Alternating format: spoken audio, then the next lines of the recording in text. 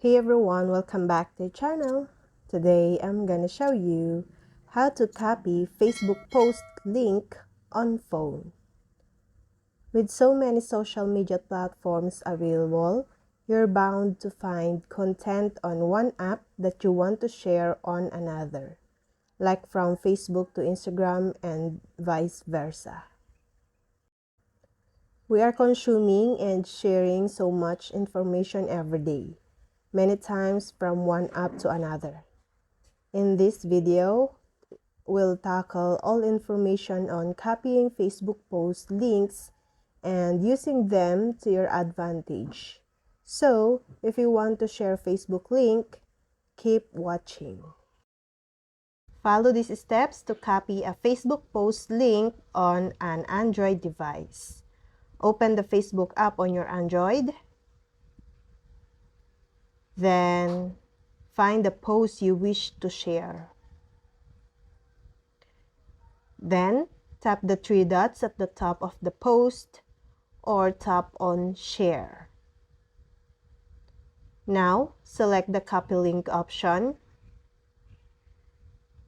and paste the link anywhere you want. While sharing a post on Facebook is more straightforward, it can have certain setbacks. One of the setbacks comes in the form of limitations. If you want to share a post in an email or use another unsupported sharing option, you have to use the copying option. However, the copy link methods is challenging to track. So, you will not know the exact number of people it has reached. If you share through Facebook, the number of shares appears under the post next to the comments, so you will know the reach. Shared posts will also influence the algorithm and may show you similar posts in the future.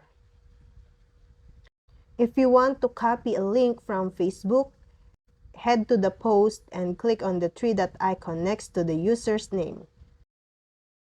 And choose the link from the options, and your link is ready to be shared with people on all platforms. And that's all. I hope this video helped you guys. For more videos, subscribe to our YouTube channel. Thank you for watching. See you again.